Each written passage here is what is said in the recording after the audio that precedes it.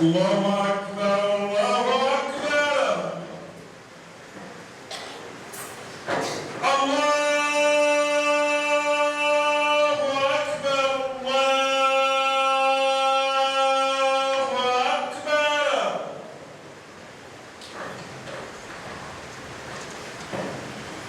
أشهد أن لا إله إلا الله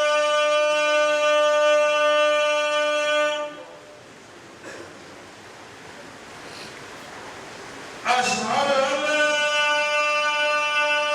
إله إلا الله أشهد أن محمدًا رسول الله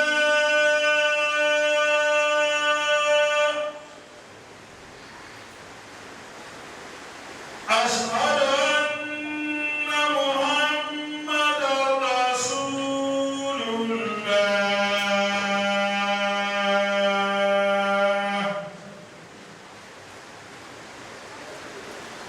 حي على الصلاة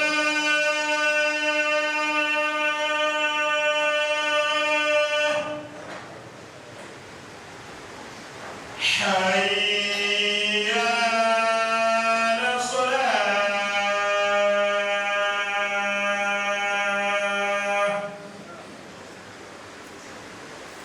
حي على الفلاح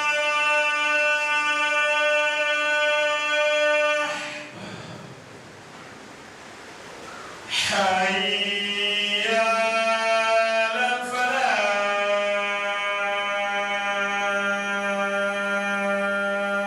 الفلاح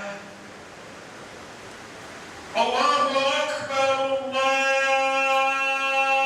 الله أكبر لا إله إلا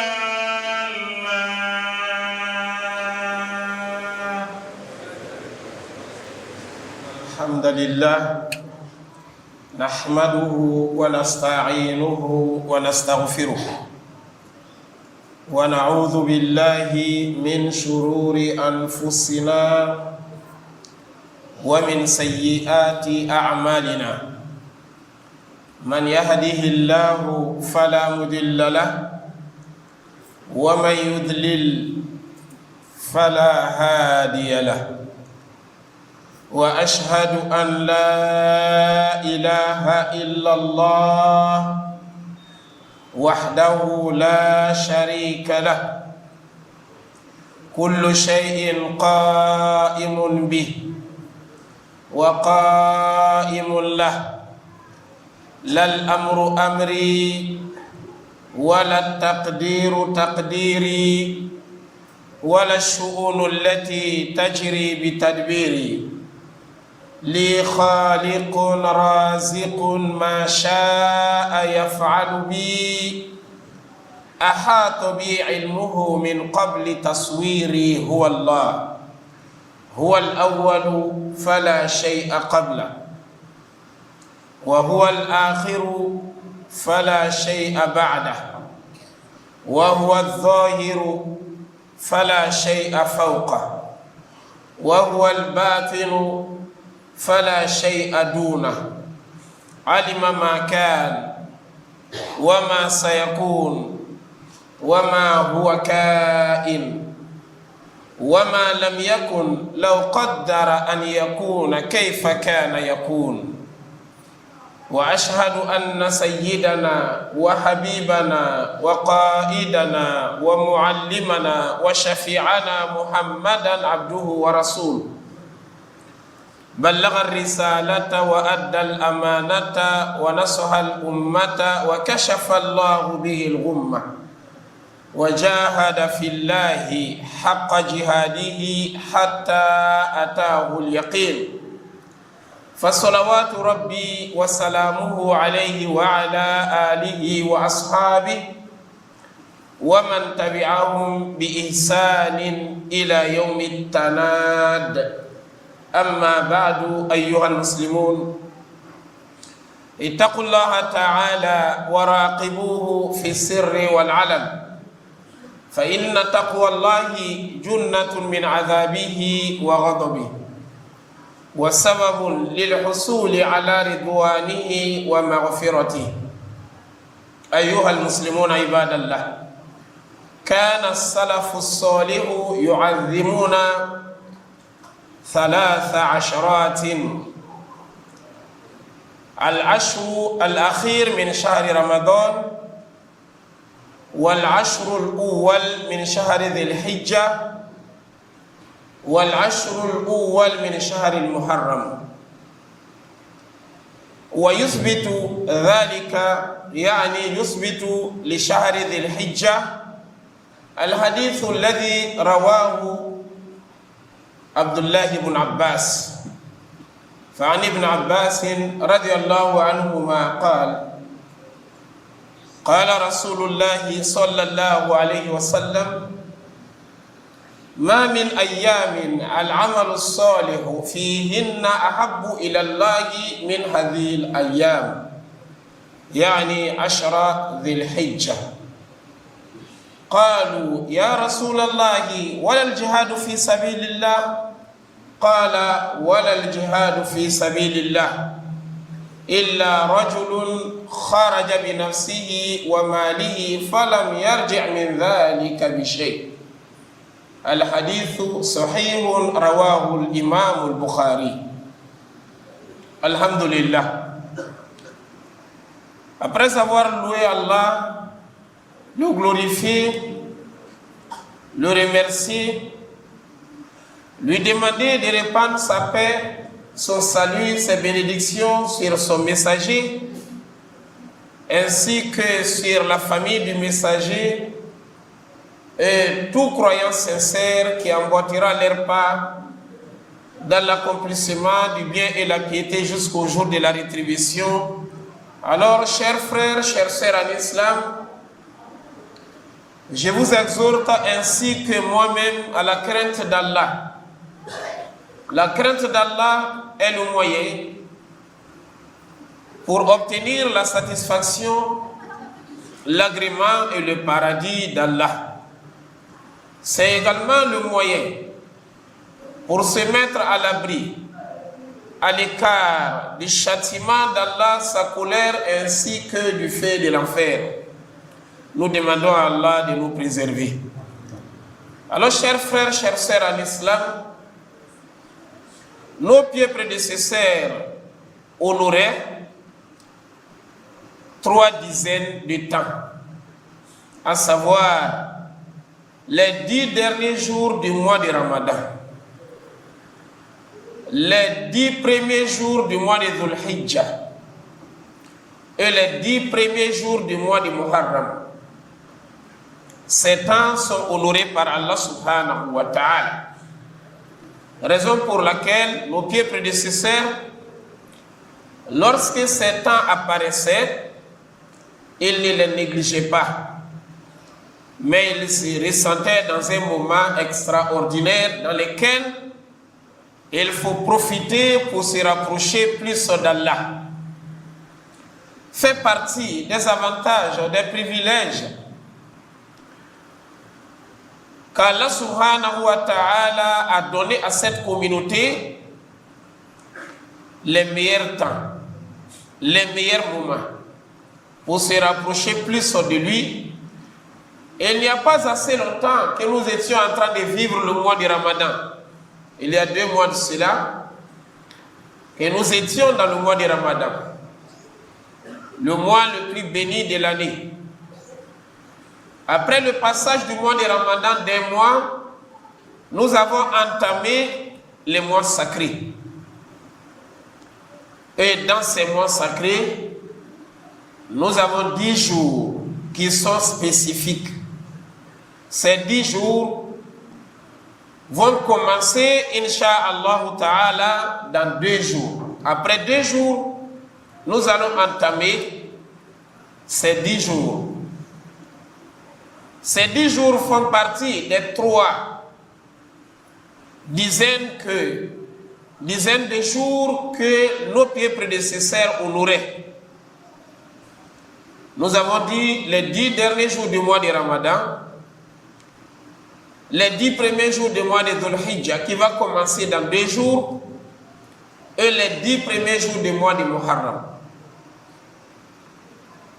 Ces 10 jours qui vont commencer dans 2 jours, Allah subhanahu wa ta'ala, il n'a pas manqué de prêter le serment à leur égard. Allah il nous dit, Wal Fajr, je jure par l'aube, Wa layalin ashr, et je jure par les 10 nuits. Lorsqu'on parle des nuits, elles sont suivies par les jours. Lorsqu'on parle des jours, elles sont suivies également par les nuits. Alors ici, les 10 jours dont Allah subhanahu wa ta'ala a juré, ils sont les 10 jours du mois de Dhul Hijjah qui nous arrivent dans 2 jours. Nous sommes non seulement dans les mois sacrés, mais nous allons entamer encore ces 10 jours spécifiques.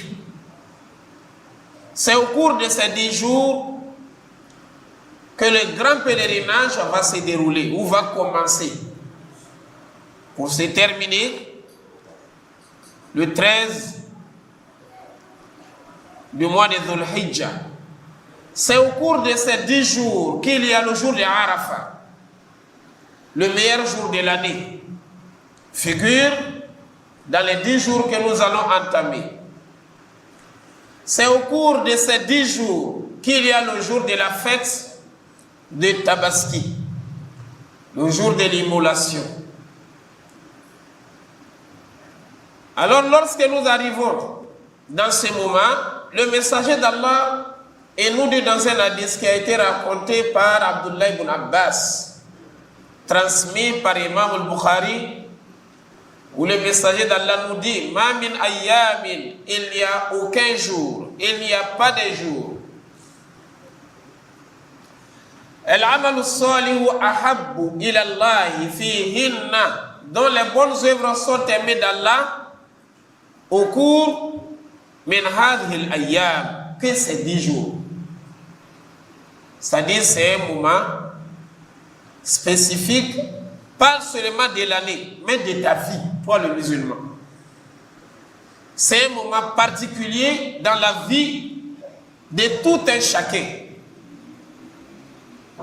Car le messager d'Allah a dit, il n'y a pas un temps dans l'année où les bonnes œuvres sont aimées par Allah comme ces 10 jours. Lorsque nous regardons le mois de Ramadan, ces nuits sont plus avantageuses que les jours. Mais lorsque nous regardons les 10 premiers jours du mois de Dhul Hijjah, les jours sont plus favorisés que même les jours du mois de Ramadan. Alors, lorsque ces genres de périodes arrivent à un musulman, le messager d'Allah, il nous a déjà dit que les bonnes actions sont aimées d'Allah au cours de ces jours que tous les autres temps de l'année. Les compagnons ont eu la curiosité de demander au messager d'Allah, même le djihad, même le combat dans le sentier d'Allah n'est pas aimé d'Allah dans un autre temps comme une bonne action faite au cours de ces 10 jours. Le messager d'Allah a dit même le djihad. Même le djihad. Il dit excepté un seul homme qui sort de sa maison, il met sa vie en jeu, il prend ses moyens, il est allé au front et il est tombé étant martyr, il a tout perdu. Et la richesse et sa vie. Il dit excepté celui-là seul. Mais chaque fois, quand on parle de djihad, on donne petit éclaircissement avec ce qui véhicule aujourd'hui dans le monde au nom de djihad, au nom de l'islam, qui n'a rien à voir. Le djihad fait par le messager d'Allah avec des principes, avec des critères, avec les conditions. Tant que nous ne remplissons pas ces conditions, c'est que nous faisons au nom du djihad est fou. Ça n'a rien à voir avec le djihad. Le messager d'Allah n'est jamais allé attaquer une ville, un village, un pays pour obliger les gens à devenir musulmans. Le messager d'Allah n'a jamais pris des armes, aller combattre les civils, aller tuer les civils au nom de l'islam ou au nom du djihad. Le messager d'Allah n'a jamais autorisé aux petits enfants d'aller combattre. Et lorsque l'armée partait pour défendre, pas pour aller attaquer, mais pour aller défendre, les djihad dans la religion de l'islam au temps du messager se sont déroulés pour l'une de deux raisons. La première des raisons, on est venu nous attaquer, on se défend. On ne va pas rester bras croisés, ils vont massacrer tout le monde. La légitime défense, ça se faisait. Deuxième raison, ils se sont préparés, ils veulent venir nous attaquer. La nouvelle est arrivée, et une nouvelle très sûre, le messager d'Allah en ce moment, il se concertait avec ses proches. Il leur demandait, voilà, tel village ou telle ville, l'armée s'est préparée pour venir nous attaquer injustement. Qu'est-ce que nous allons faire? Allons-nous les attendre ici ou allons-nous partir pour les rencontrer en cours de route? S'il y a plus de voix qui disaient allons-y à leur rencontre, il sortait avec son armée. C'était dans ces deux cas. Mais pendant que les gens s'endorment, à minuit, à 2 heures du matin, venir exploser les bombes, tuer les civils, il ne l'a jamais fait. Ce n'est pas de l'islam ce qu'il est en train de faire au nom de la religion de l'islam ou au nom du djihad. D'ailleurs, le messager d'Allah, il avait des enseignements à donner à l'armée lorsque l'armée veut se déplacer. Toutes les conditions sont réunies.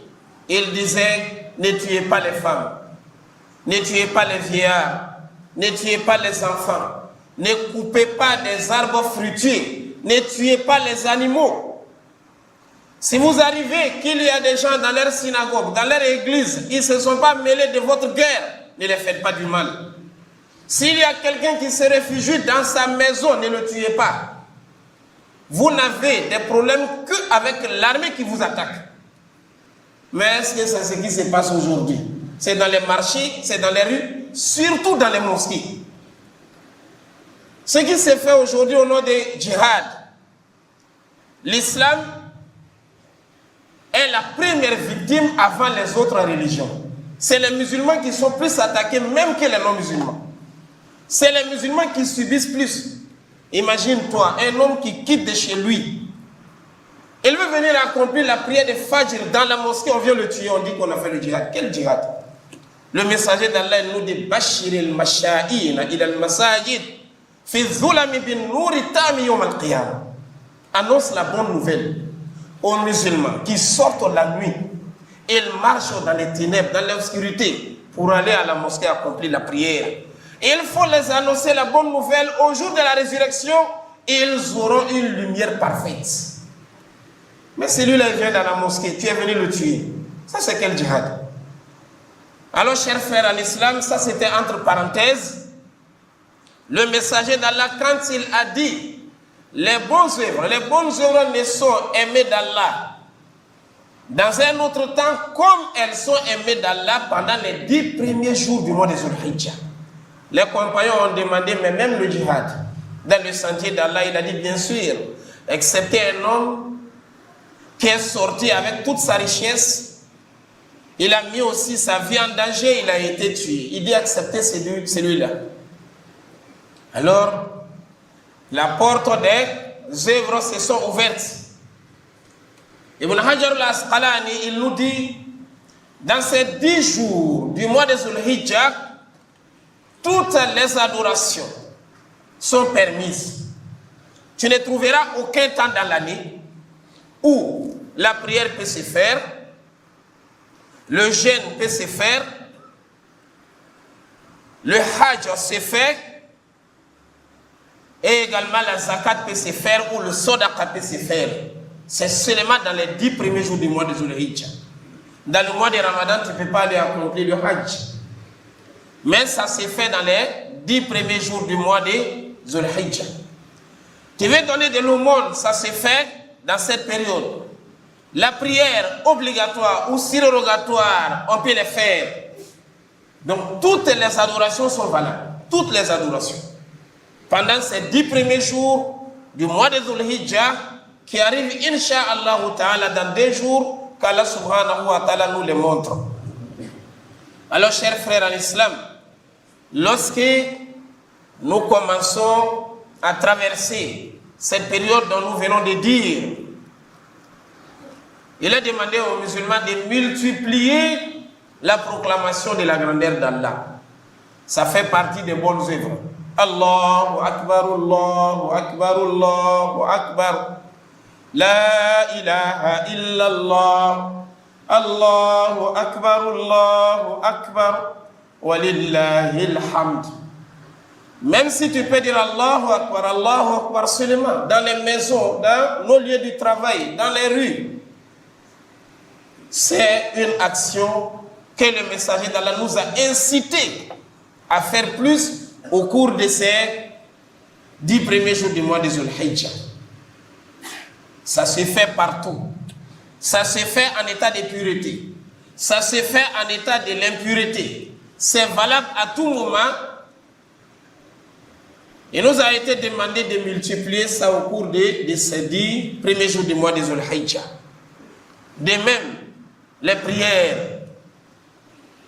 Arrange-toi pour fréquenter plus les mosquées. Accomplis tes prières obligatoires dans les mosquées.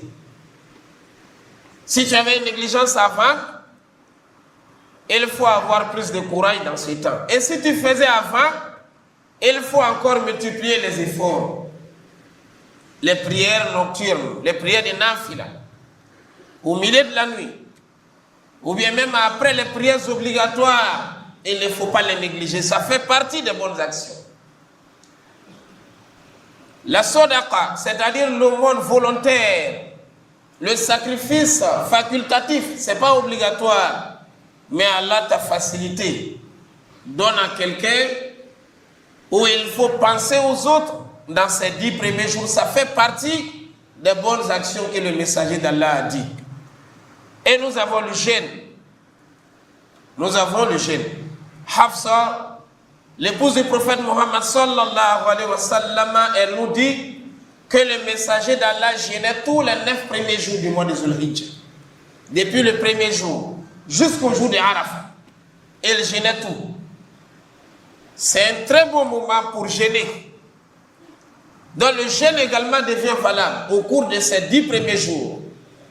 Le jour de la fête n'est pas un jour de jeûne, mais les 9 premiers jours, du 1er au 9, au jour de Arafat, nous devons essayer de jeûner. Ce n'est pas obligatoire, mais c'est méritoire.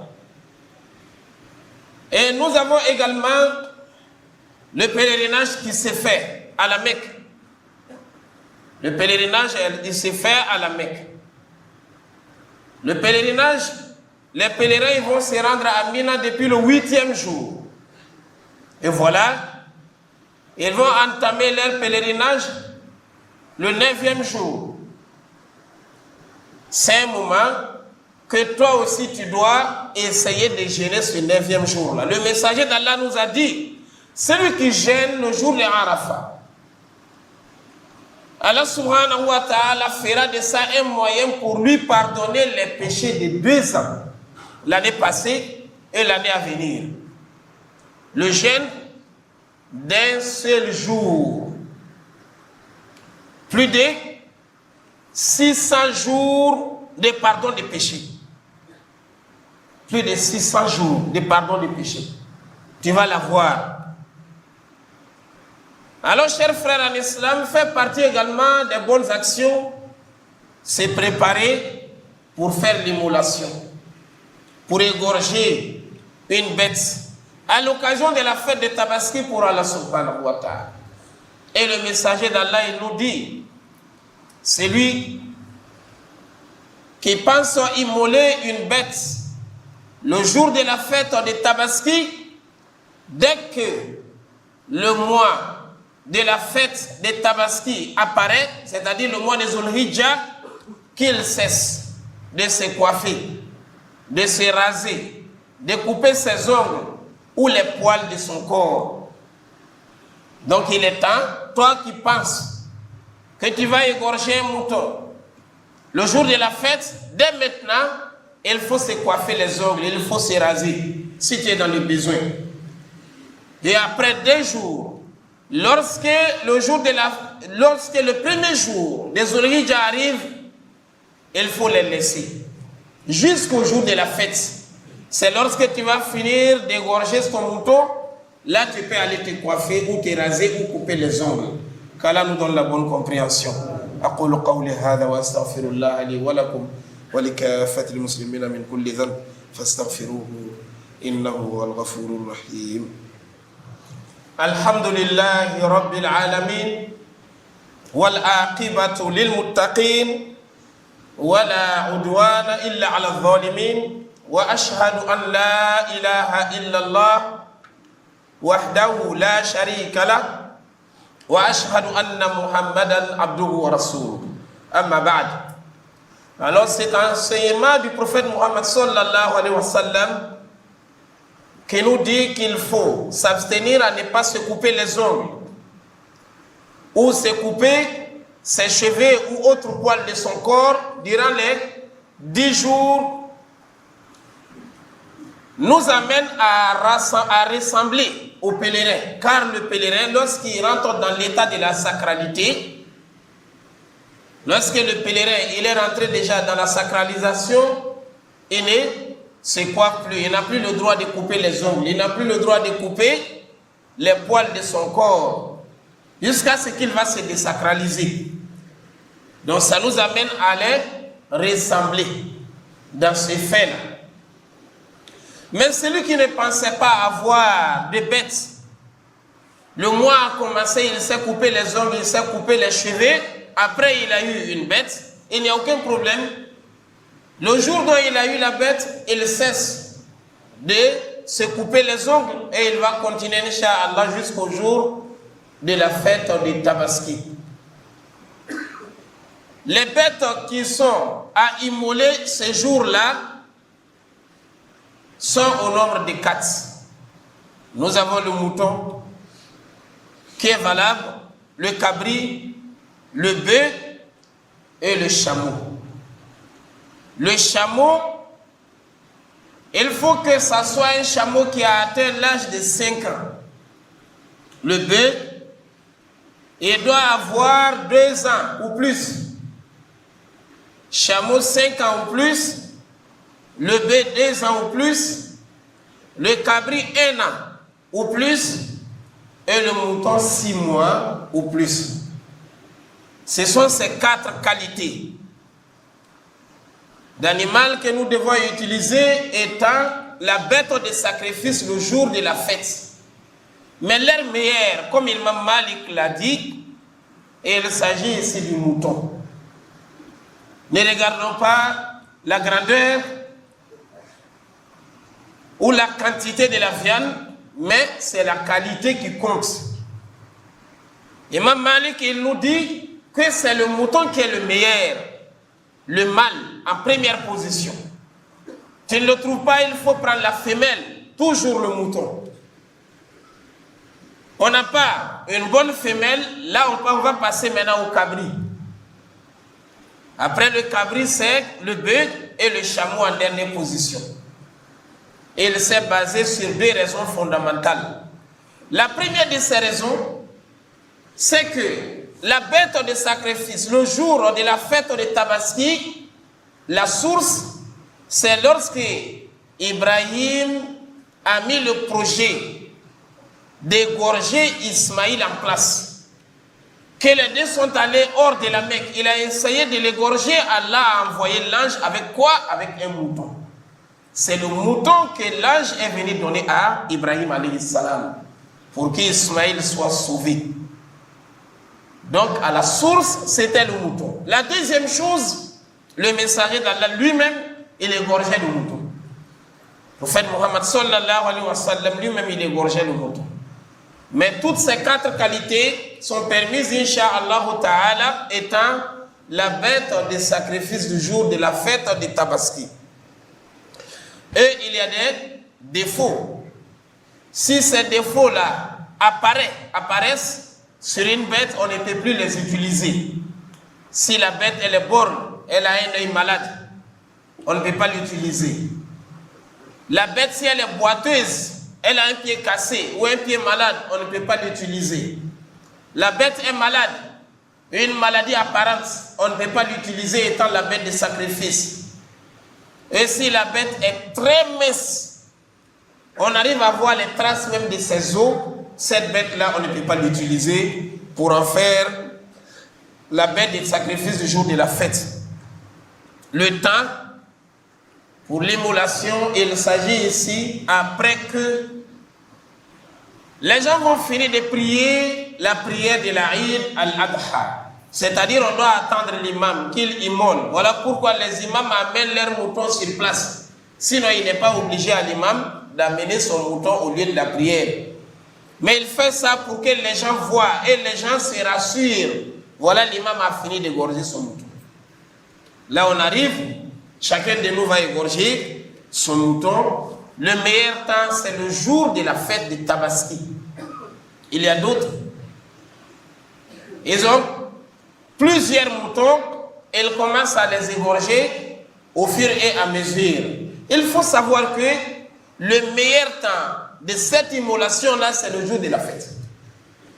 Maintenant, c'est lorsqu'il y a un empêchement. On n'avait pas eu, il y avait une situation. Là, le deuxième, troisième jour, tous ces jours-là sont valables.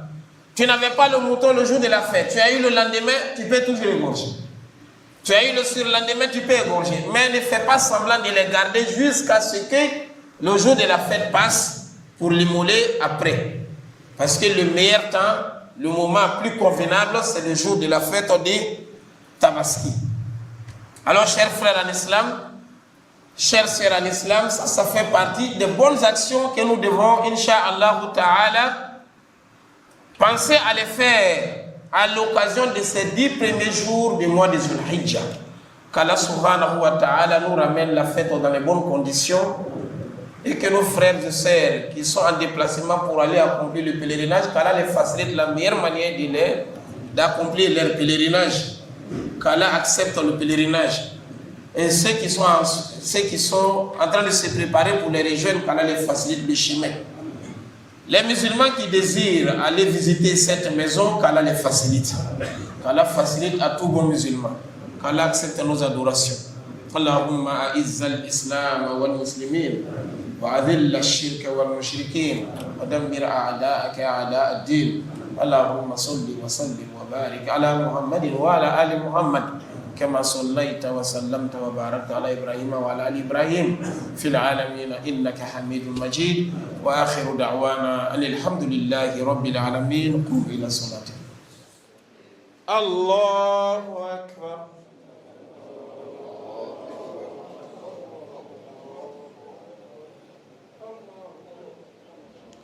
الحمد لله رب العالمين الرحمن الرحيم مالك يوم الدين إياك نعبد وإياك نستعين اهدنا الصراط المستقيم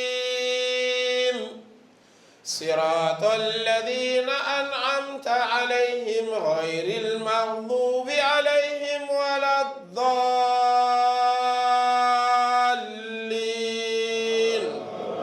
آمين. إنا أعطيناك الكوثر فصل لربك وانحر إن شانئك هو الأبتر. الله أكبر.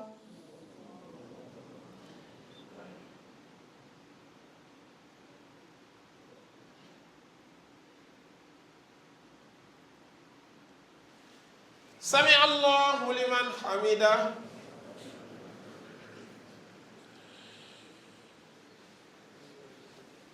الله أكبر.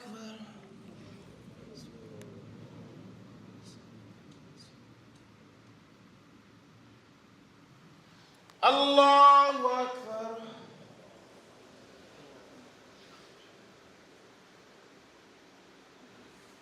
الله أكبر.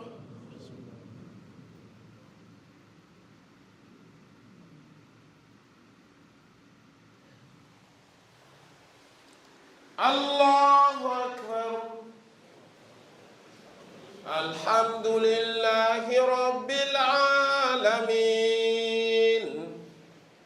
الرحمن الرحيم مالك يوم الدين إياك نعبد وإياك نستعين اهدنا الصراط المستقيم صراط الذين أنعمت عليهم غير المغضوب عليهم ولا الضالين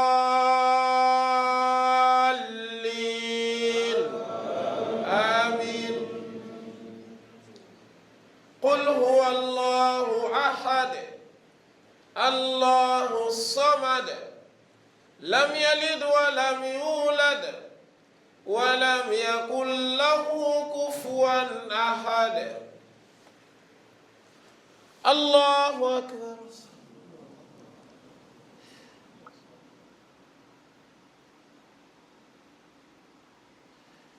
سمع الله لمن حمده.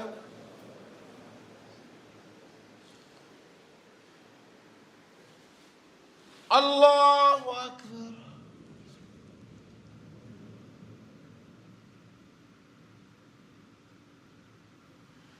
الله أكبر.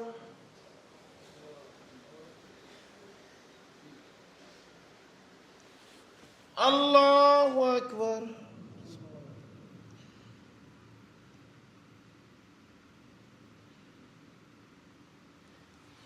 الله أكبر.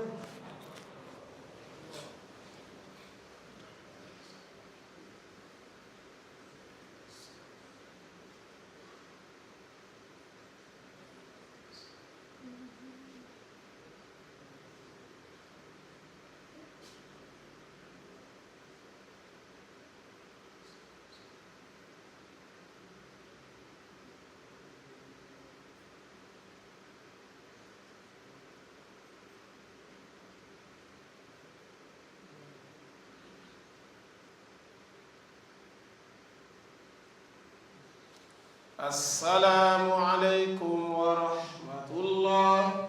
السلام عليكم ورحمة الله.